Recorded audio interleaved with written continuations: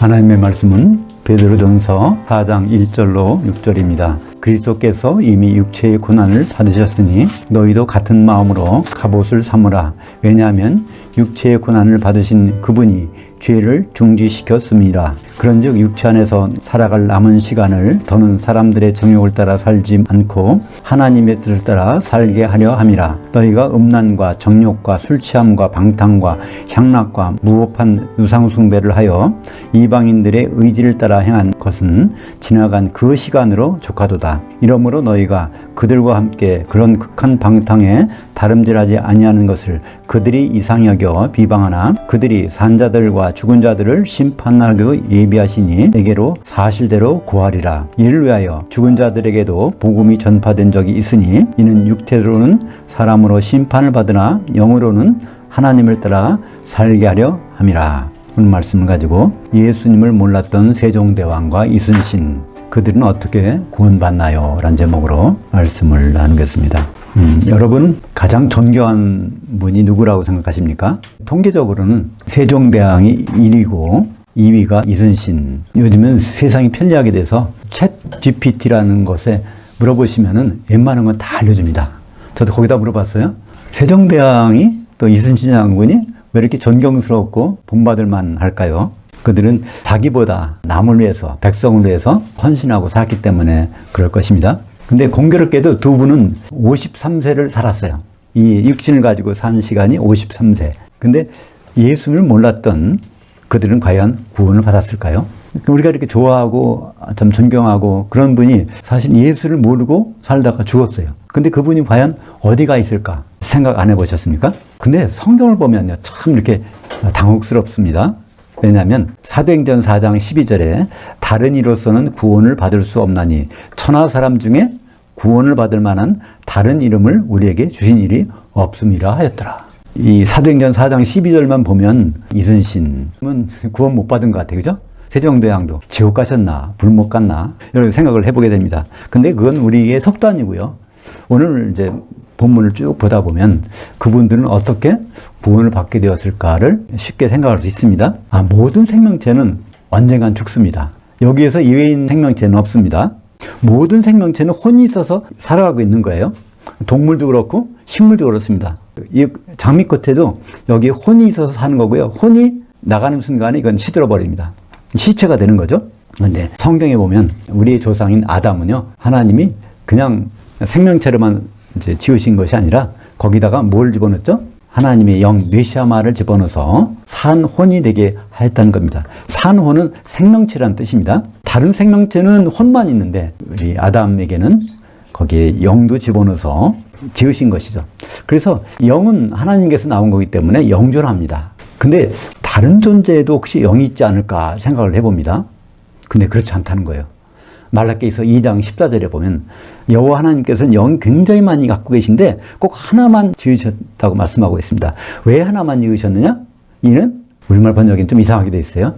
경건한 자손은 어디로 하심이니라 이렇게 돼 있는데요. 그건 정말 엉터리 번역입니다. 원래 원어에 보면요, 이는 하나님의 씨를 얻기 위함이시니라. 궁극적인 목적은 바로 예수 그리스도를 얻어서 예수 그리스도가 혼인하는 그 일이 하나님의 계획인데 그 일 때문에 영을 아담에게 하나만 집어넣고 아담의 몸에서 갈비뼈에서 뽑아내면 그걸 통해서 하와를 지어서 하와도 영이 이전됐죠. 그래서 아담과 하와가 영이 있기 때문에 그 이후선 영이 있고 결국 우리도 영이 있는 것입니다. 다만 모든 사람들은 태어날 때 영이 죽은 상태로 태어나기 때문에 영이 살아난 것, 그것을 성경에서는 거듭난다고 말씀하고 있죠. 죽었다가 살아나는 것을 우리는 보통 부활이라고 그러는데 성경적으로 부활은 그렇지 않습니다. 성경적인 부활은요, 우리가 육신의 몸을 갖고 있다가 영의 몸으로 바뀌어지는 것을 부활이라고 합니다. 그러니까 죽은 사람도 부활하고 산 사람도 부활하는 거죠. 죽은 사람은 영의 몸으로 살아나고 산 사람은 주님이 오시는 때 영의 몸으로 바뀌어지게 됩니다. 그 내용은 이제 고린도 전서 15장에 자세히 설명이 되어 있죠. 그러니까 부활의 제1호, 첫째 부활자는 누굴까요? 예수님입니다. 그 전에 죽었다가 살아난 사람들은요, 그 사람들은 부활이 아닙니다. 소생이었어요. 다시 결국 죽습니다. 네, 죽었다가 영의 몸으로 살아나신 첫 번째 분, 지금까지 영의 몸으로 살아난 분은 예수님밖에 없습니다. 언제 또 있을까요? 우리가 2호입니다. 예수님 오실 때 기독교인들이 2호 부활자예요. 그렇다면 예수님이 부활하고 그 다음에 우리가 부활하는데, 그리고 우리 말고도, 기독교인 말고도 전 지구상에 있는 모든 사람들이 부활할 때가 있습니다. 그렇다면 부활은 왜 있을까요? 성경에서는 바로 심판 때문에 있다고 합니다. 우리도 세상에서 법정에서 형사 재판에서 심판을 받고 있다가 그 사람이 만약에 죽게 되면 재판 끝납니다. 심판이나 재판은 살려놓고 심판하는 것입니다. 그래서 부활이라는 것은 심판받으러 가는 것입니다. 그러니까 심판받으러 가는 것이니까 우리가 준비를 단단히 해야 되겠죠. 히브리서 9장 27절 보겠습니다. 한 번 죽는 것은 사람에게 정해진 것이요 그 후에는 심판이 있으리니. 이 히브리서 9장 27절 말씀에는 뭐가 있어요? 부활이 있다는 말입니다. 왜냐하면 모든 사람은 결국 심판을 받아야 되니까 영의 몸으로 살려져서 심판을 받게 된다는 말씀이 있죠. 그래서 부활은 앞으로 2번 더 있습니다. 첫 번째는 예수님, 두 번째는 누굴까요? 고린도전서 15장 23절과 24절에 보면 다음에는 그가 강림하실 때, 예수님 재림 때에 그리스도에게 속한 자들이요 기독교인들이요 그 후에는 마지막이니 그가 모든 통치와 모든 권세와 능력을 멸하시고 그의 나라 예수 그리스도의 나라인 천년왕국을 아버지 하나님께 바칠 때라. 그러니까 천년왕국이 지난 다음에 또 그 심판이 있습니다. 그러니까 성경에서 앞으로 심판은요 2번밖에 없습니다. 첫 번은 재림 때 그리스도의 심판대, 고린도후서 5장 10절에 있는, 그리고 마지막 심판은 백보자 심판 때 요한계시록 20장 11절에 보면 거기 흰 보자가 있는 그 심판대가 있지 않습니까? 그러니까 우리가 구원이라고 하는 것은 여러 가지로 생각해요. 근데 궁극적으로 구원은요, 그 2번 있을 심판에서 거기서 위기 상황에서 건져지는 것이 그 구원인 것입니다. 심판은 누가 할까요? 심판주는 정해져 있습니다. 그 심판장은 누굴까요? 요한복음 5장 20절과 27절을 보면 아버지께서 아무도 심판하지 아니하시고 심판을 다 아들에게 맡기셨으니 27절 또 인자됨으로 말미암아 심판하는 권한을 주셨느니라.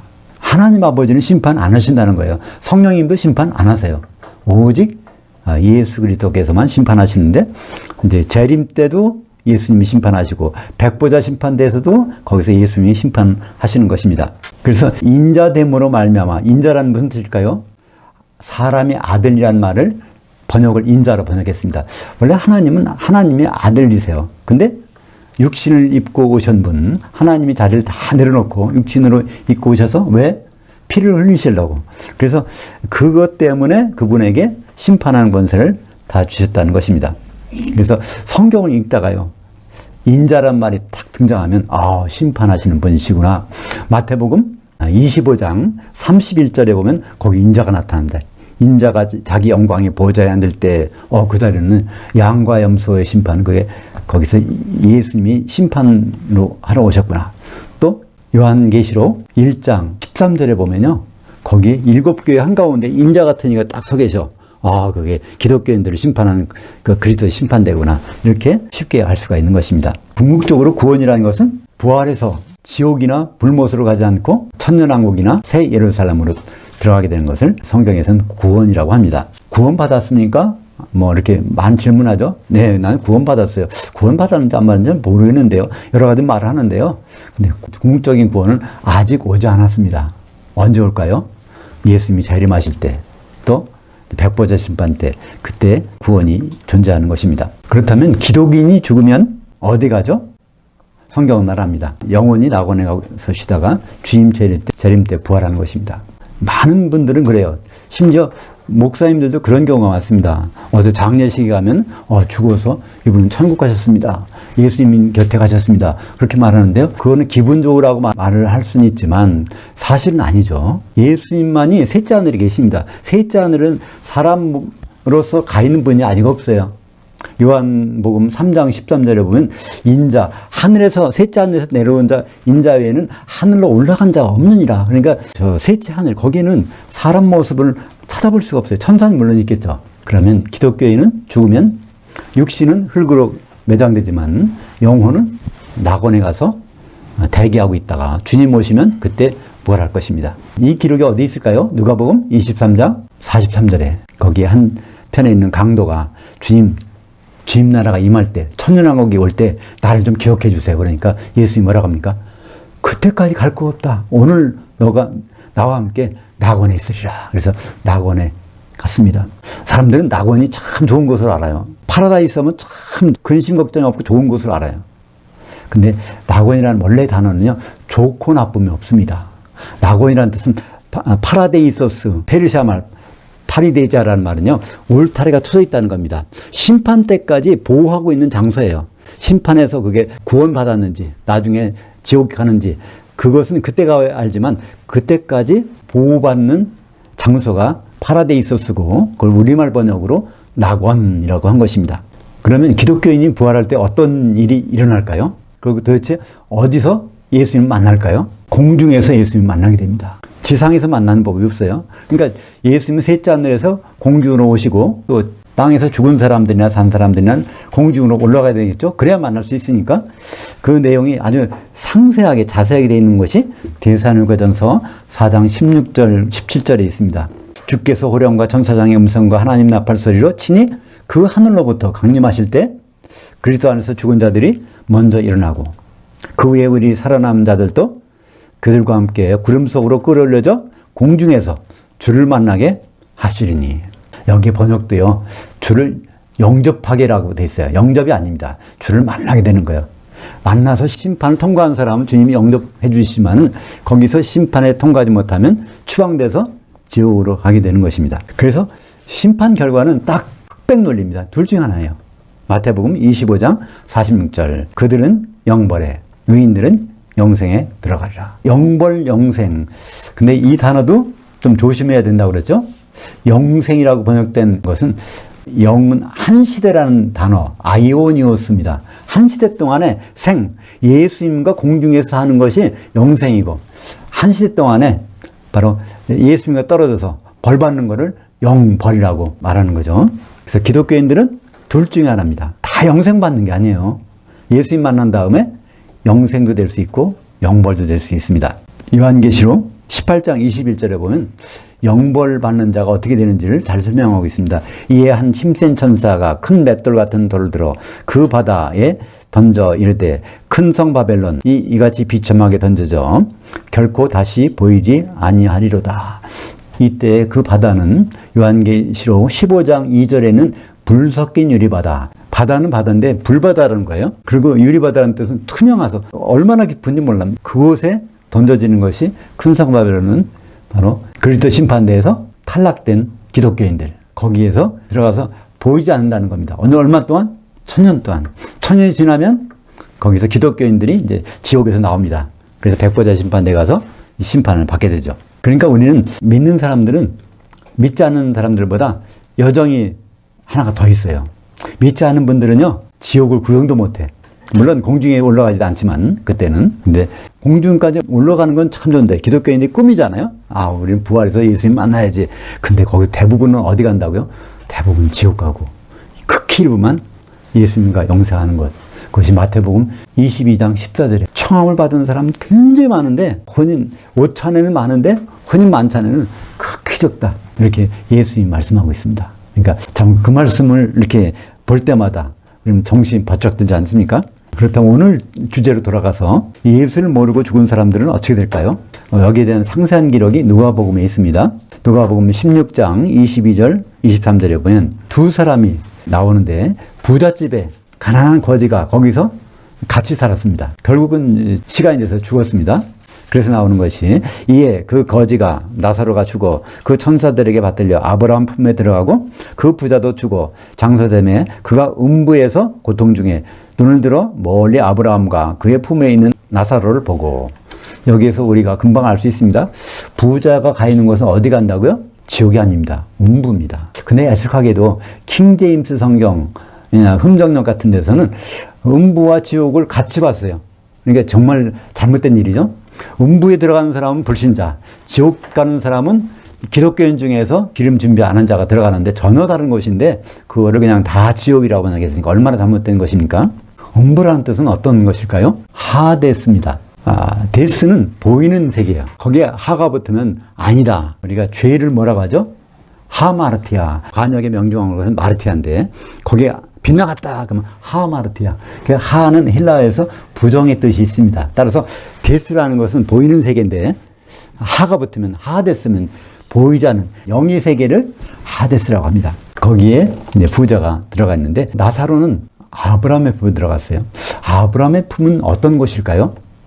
근데 성경에 보면요, 음부와 아브라함의 품은 같이 붙어 있어. 좀 멀리 있지만 거기 왕래를 못하지만, 그죠?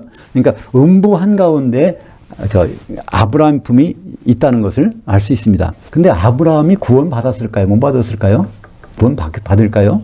아브라함이 구원받는 것은 당연하지 않습니까? 우리가 똑같이 혼인 만찬에 가는 건 아니지만 나중에 새 예루살렘에 들어가는 것은 분명한 사실이죠. 근데 아브라함이 구원받았다는 것을 우리가 어떻게 알 수 있을까요? 누가복음 16장 22절에 힌트가 있습니다. 나사로가 죽었는데 누가 동원됐어요? 천사가 동원됐어요. 그를 돕는 천사가 거기 동원된 것입니다. 히브리서 1장 14절에 보면 모든 천사들은 하나님께서 부리는 영으로서 구원받을 상속자들을 위하여 도우라고 보내신 것이 아니냐. 그래서 부자는 그 천사들이 동원이 안 됐는데 나사로는 구원받을 상속자이기 때문에 천사가 동원된 것을 볼 수 있고, 따라서 나사로가 아브라함의 품에 갔다면 아브라함이 있는 곳도, 아브라함의 품도 구원받을 사람이 있다는 것을 알 수 있습니다. 이거는 비유가 아닙니다. 실화입니다. 왜냐하면 거기 나사로라는 실물이 거기 나와요. 그 이때는 언제 기독교인이 아닙니다. 아직은 나사로도 기독교인이 아니고 부자는 더구나 불신자죠. 그러니까 이들이 죽으면 어디에 가 있는지를 예수님이 직접 말씀해 주신 거니까 이거는 누구 말보다도 믿을 만합니다. 그러니까 불신자로 죽으면 음부에 가 있고, 또 구약의 성도들은 아브라함의 품이라는 아브라함과 같은 곳에 있는데 아브라함이 사실은 사망 가운데 있는 거 아닙니까? 그러니까 아브라함이 믿음으로 살다가 죽었다고 했으니까 아브라함이 있는 곳이 사망이라는 공간 속에, 요한계시록에 보면 백보자 심판되는 세 곳에서 나와요.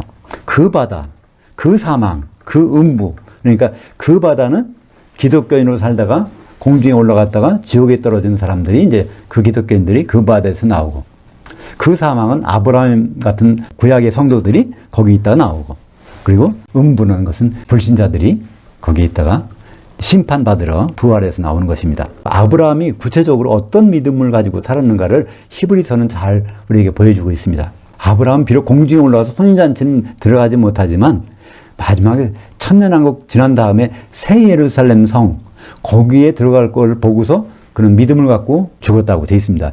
히브리서 11장 10절 보면 아브라함에 대해서 나옵니다. 이는 그가 그 하나님이 계획하시고 지으실 그 기초석들이 있는 그 성을 바랐습니다. 그것 때문에 그는 천막을 치고 살다가, 기초석에 있는 집을 이 지상에서 안 짓고 천막 생활하다가 그것 때문에 그렇게 살다가 죽었다는 것입니다. 그러면 기초석들이 있는 그 성은 무엇일까요? 요한계시록에 21장 14절에 보면 12기초석들이 있는 그 성이 나오지 않습니까? 새 예루살렘.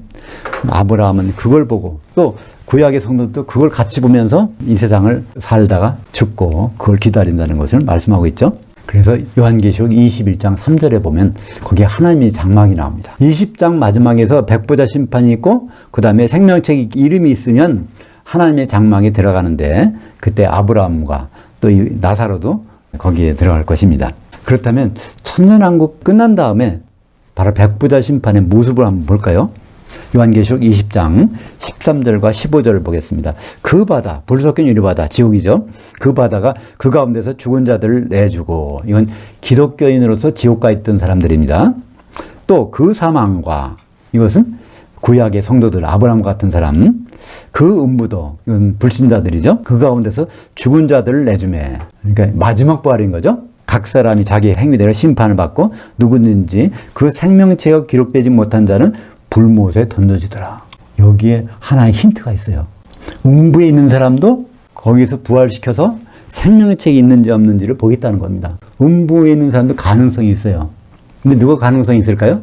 살았을 때 예수를 몰라서, 단 복음을 못 들어서, 그래서 음부에 가 있는 사람, 근데 기회를 줘서 복음을 받아들이면 생명체의 이름이 있게 되고, 그래서 이제 구원받게 되는 것이죠. 그것이 오늘 본문에 나옵니다. 베드로전서 4장 6절에 이를 위하여 죽은 사람들에게도, 그러니까 예수를 모르고 죽은 사람들에게도 복음이 전파된 적이 있으니, 여기서는 베드로전서에서는 예수를 모르고 죽은 사람들에게도 복음을 전파된 적이 있으니 라서 한 케이스를 말하고 있습니다. 한 케이스. 그래서 헬라어의 아오리스트라는 시제를 씁니다.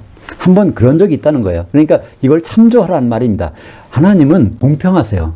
복음을 받았는데도 거부하는 사람과 복음을 받지 못해서 음부에 있는 사람을 구분하신다는 것입니다. 육체로는 사람들로서 심판을 받으나 영으로는 하나님을 따라 살게 하려 함이라. 이게 누군지를 베드로는 앞에서 얘기했습니다. 그게 바로 베드로전서 3장 18절 19절에 예수님이 십자가 달리셨을 때 거기서 맨 마지막에 예수님이 하신 말씀이 뭘까요? 아버지여 내 영을 아버지 손에 부탁하나이다. 나는 이제 6월절 어린 양으로 죽는데 내 영혼을 살려주세요. 그런 얘기예요. 왜냐하면 다음에 할 일이 있습니다. 무교절 때 옥에 있는 영들에게 무교병을 나눠줘야 되니까 내 영을 아버지 손에 부탁하나이다. 그러니까 예수님은 항상 앞에 일을 먼저 생각하시고 모든 걸 하세요. 6월절 됐으니까 이제 죽어야지 이렇게 하는 것이 아니라 6월절도 철저하게 닷새 전에 베다니 마리아를 통해서 이 부음을 받아가지고 그리스도로 인정받으신 다음에 이제 점검 받으시고 죽으시고, 무교절도 아버지께 부탁해서 복음, 무르기 안 들어간 떡을 전해주는 그런 것을 미리 예비하셨습니다. 그래서 무덤에 들어가자마자 바로 이제 살려주셔서, 거기 나오죠? 육체로는 죽임을 당하시고 영으로는 살리심을 받으셨으니 그가 또한 영으로 가서 옥에 있는 영들에게 복음을 선포하시니라. 왜 이런 일이 있어야 될까요? 구원에 대한 핵심 내용이 뭐죠? 사도행전 4장 12절. 예수 이름 아니고서는 구원이 존재하지 않는 것입니다. 그러니까 예수님은 거기 가셔야 돼요. 예수님이 직접 그걸 선포하셔야 돼. 그러니까 그들이 예수 이름을 통해서 이제 구원을 받을 기회를 받는 거죠. 여기에 이제 여러 가지 이름들이 나오는데 음부, 낙원, 옥이 나오는데 이건 다 같은 장소를 가리키고 있습니다. 음부는 아까 말씀드린 대로 보이지 않는 영역, 영의 세계고요. 낙원이라는 것은 울타리가 쳐진 구역, 또 옥은 감옥을 뜻합니다. 감옥이라는 원래 단어는 무엇일까요? 감호소입니다. 감옥, 이렇게 잘 살펴볼 수 있는 곳에 모아놓고 거기서 지키고 있는 거예요. 왜냐하면 이제 앞으로 심판을 받아야 되니까. 예수님 죽어서 낙원에 가셨는데 누가복음 23장 43절에 보면 분명히 낙원이에요. 근데 사도행전 2장 31절에 보면 베드로가 뭐랍니까? 그는 음부에 거기 머무를 수가 없어서 거기서 나왔다는 겁니다. 그러니까 낙원에 가셨는데 음부에 가셨어. 또 베드로전서에서는 그분이 옥에 가서 옥에 있는 영들에게 무교병을, 복음을 선포했다는 거예요. 그러니까 결국 낙원과 음부와 그 옥은요 같은 장소에서 이렇게 구획만이 좀 다른 것을 볼 수 있죠. 그곳에 누가 있었다고요? 노아 홍수 때 복음을 몰라서 순종치 않았던 사람들이 그 옥에 갇혀 있는 겁니다. 그러니까 복음을 모르고 죽은 사람이죠. 말하자면 이순신 장군과 세종대왕처럼 그런 비슷한 처지에 있는 사람이 거기 옥에 있었는데 그들에게 예수님이 가서 복음을 전했다는 겁니다. 그러니까 앞으로도 그런 일이 분명히 있겠죠. 그러니까 세종대왕과 이순신 장군은 그들의 영혼은 분명히 어디 있겠습니까? 성경에 의하면 음부에 지금 현재 있습니다.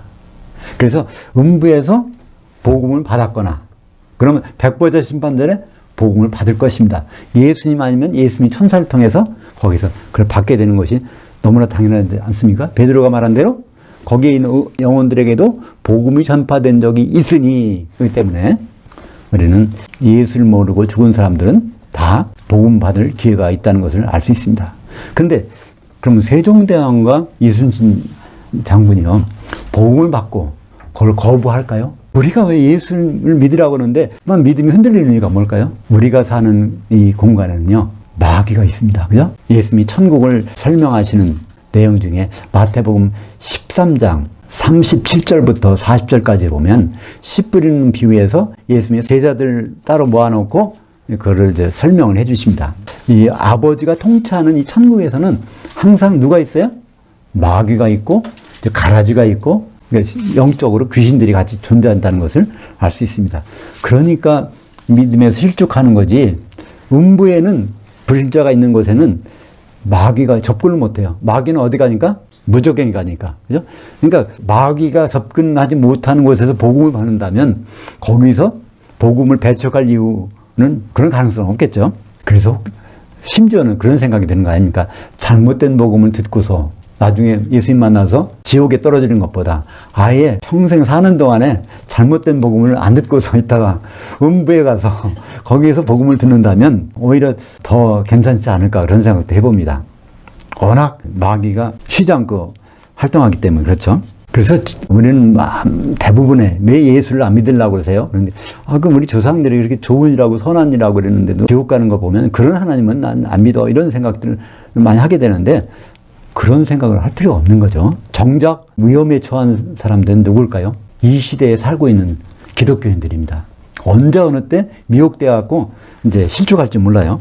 예수님이 그것을 직접 말씀하셨습니다. 마태복음 23장 13절과 15절에 보면 우리 예수 믿는 사람들이 얼마나 위험한 상황에 있는지를 직접 설명해 주고 있어요. 거기에 서기관들과 바리새인들은 쉽게 말하면 거짓 목사, 가짜 목사라고 생각하시면 됩니다. 목사는 목사인데 성경대로 전하는 것이 아니라 다르게 전하는 사람들, 마귀 미혹당해서 전하는 사람들이죠. 화 있으신 저 외식하는 서기관과 바리새인들이여 너희는 천국문을 사람들 앞에서 닫고 너희도 들어가지 않고 들어가라 하는 자들도 들어가지 못하게 하는다. 이 천국이라는 것은 우리가 죽어서 가는 것이 아니라 하나님의 통치를 받는 그 현장에 들어야 되는데 그걸 못 들어게 하는 사람이 누구라는 거예요? 목사들이 못 들어게 한다는 것입니다. 어떤 방법이면 가장 쉽게 못 들어갈 수 있을까요? 천국은 죽어서 가는 데야. 그러면 들어갈 생각도 안 하는 거예요. 근데 천국은요, 언제 들어가야 될까요? 천국에 대해서 가장 확실한 생각을 가질 수 있는 것은 그럼 천국 열쇠는 누가 갖고 있지? 천국 열쇠는요, 마태복음 16장 19절에 보면 베드로에게 줬는데 거기 한 개를 준 게 아니에요. 거기 복수입니다. 사도들에게 천국 열쇠를 줘서 사도들을 통해서 천국의 통치, 하나님 아버지의 통치를 받게 돼 있단 말이에요. 근데 그것을 누가 막느냐면 거짓 목사들이 그것을 막고 천국은 죽어서 가는 곳이라고 했으니까 막상 들어갈 생각도 하지 않게 만든다는 것입니다. 그리고 23장 마태복음 23장 15절 볼까요? 화에 쓰진 저 외식하는 서기관들과 바리새인들이여 너희는 교인 한 사람을 얻기 위하여 그러니까 불신자를 전도해서 기독교인이 됐어요. 바다와 육지를 두루다니다가 근데 해외 선교하고 국내 전도해서 기독교인으로 딱 입교를 하게 됐는데 너희보다 배나도 그를 지옥 자식이 되게 하는도다. 지옥 자식이 된다는 말은 무슨 말일까요? 예수님 만났을 때 거기서 기름 준비 못해가지고 지옥에 떨어지는 일을 하게 한다는 것입니다. 한마디로 예수님과의 혼인을 전하지 않는 목사는 가짜 목사고 외식하는 서기관과 바리새인들입니다.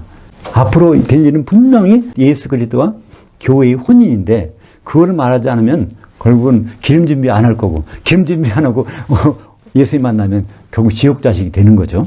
그래서 우리 기독교인들의 적은 불신자가 아닙니다. 가장 큰 적은 혼인 준비를 말하지 않는 가짜 목사들이 우리 기독교인들의 가장 큰 적입니다. 계속 그를 따라갔더니 결국 어떻게 된다고요? 예수님이 말씀하셨어요. 마태복음 15장 14절에 만일 맹인이 맹인을 인도하면 둘이 다 구덩이에 빠지느니라. 결국 둘 다 지옥 가게 된다는 것입니다. 앞에 인도하는 목사나 뒤에 따라가는 성도나 결국 가다 보면 나중에 예수님 앞에까지 갈 텐데 거기서 가는 곳이 정해져 있다는 것이죠. 예수님이 이걸 직접 말씀하지 않았습니까? 예수님이 그리스도의 심판대에 대해서 하신 말씀은 미리 하신 게 있어요. 마태복음 7장 22절과 23절. 그때 주여 주여 우리가 주의 이름으로 선지자 노릇하고 귀인도 쫓고 많은 능력을 행하지 않았습니까? 그때 내가 그들에게 분명히 말하기를 불법을 행한 자들아 내게서 떠나가라 하리라. 그러니까 선지자 노릇했다는 것을 보면 목사 노릇했다는 거예요. 능력 행하고 귀신 쫓고 했는데 불법을 행했다는 것. 무엇일까요? 혼인 준비를 시켜야 되는데 그러니까 그 열천의 비유처럼 기름이 다 떨어져 버렸어. 그러면 가는 곳이 뻔하지 않습니까? 마태복음 22장 14절. 그러니까 마태복음 22장은 도 혼인잔치 비유고요. 마태복음 25장 1절부터 11절까지도 혼인잔치 비유입니다. 근데 마태복음 22장에서는 혼인 오찬이에요. 그러니까 길가에 가서 만나는 사람마다 다 데리고 오라는 것은 모든 기독교인이 공중에 가는 것이 혼인 오찬 아리스톤이에요. 근데 마태복음 25장에서 그 혼인 잔치들 그건 복수니까 만찬까지입니다. 그래서 청함을 받은 자들은 많대. 기독교인들은 참 많다는 겁니다. 택함을 둔 자들 적으니라. 혼인 만찬에까지 들어가는 사람은 적으니라. 헬라어에 폴리스는 굉장히 많은 거예요. 올리고스는 조금밖에 안 되는 거예요.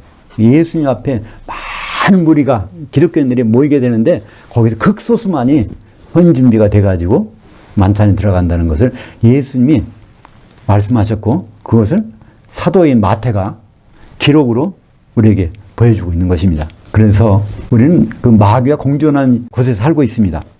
근데 이것은 큰 위기입니다. 그렇지만 위기는 오히려 기회가 됩니다. 불신자로 죽으면은 기껏해야 하나님 백성으로 새 예루살렘 들어갑니다.